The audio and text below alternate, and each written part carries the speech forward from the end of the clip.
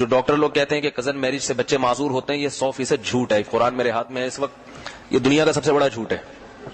Cousin marriage سے کبھی بچے معذور پیدا نہیں ہوتے، چاہے اس پہ ساری دنیا کے سائنسدان ہی جمع ہو جائیں، یہ فطرت اور نیچر کے خلاف ہے۔ آدم علیہ السلام کے زمانے سے لے کر اب تک جو شادیاں ہوئی ہیں وہ کزنوں میں ہی ہوئی ہیں، غیروں میں شادیوں کا رواج اب پیدا ہوا ہے۔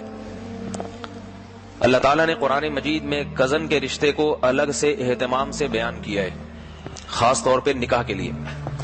اللہ نے فرمایا رسول اللہ صلی اللہ علیہ وسلم سے، یا ایھا النبی انا احللنا لک ازواجک اللاتی آتیت اجورہن وما ملکت یمینک، ہم نے آپ کے لیے یہ عورتیں حلال کی ہیں، ان میں پھر آگے ہے وبنات عمک وبنات عماتک وبنات خالک وبنات خالاتک، آپ کی پھوپھی کی بیٹیاں آپ کے لیے حلال ہیں، آپ کی چچا کی بیٹیاں آپ کے لیے حلال، آپ کی ماموں کی بیٹیاں اور آپ کی خالہ کی بیٹیاں۔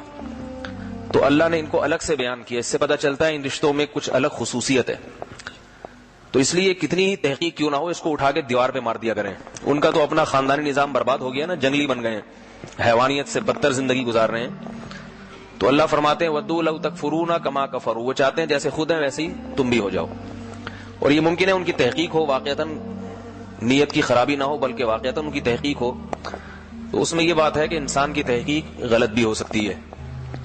ایک بات تو مسلم ہے کہ اسلام کبھی ہرگز ایسی بات کی ترغیب دے نہیں سکتا جس میں انسانی نسل کے لیے نقصان ہو، یہ ناممکن ہے۔ اس سے اسلام کا دین فطرت ہونا لازم نہیں آئے گا، بلکہ یہ اس کا مطلب ہے کہ اسلام دین سے ہٹ کرے۔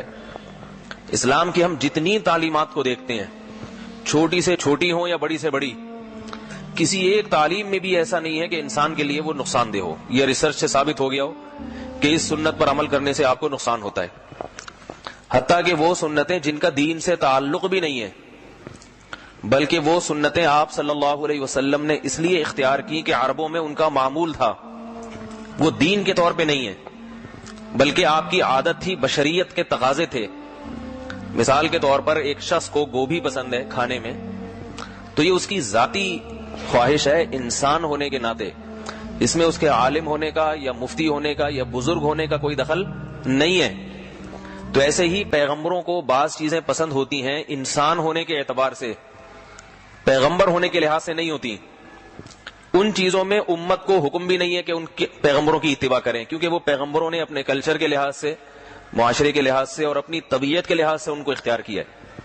لیکن کمال کی بات یہ ہے کہ پیغمبر جس چیز کو بطور طبعیت کے اور بطور عادت کے اختیار کرتے ہیں، اس میں بھی صحت کے لیے نقصان نہیں ہوتا، اس میں بھی نقصان نہیں ہوتی۔ یعنی کوئی شخص اگر اسے بطور عادت کے اختیار کرنا چاہے، دنیا کا کوئی ڈاکٹر نہیں کہے گا کہ اس میں نقصان ہے۔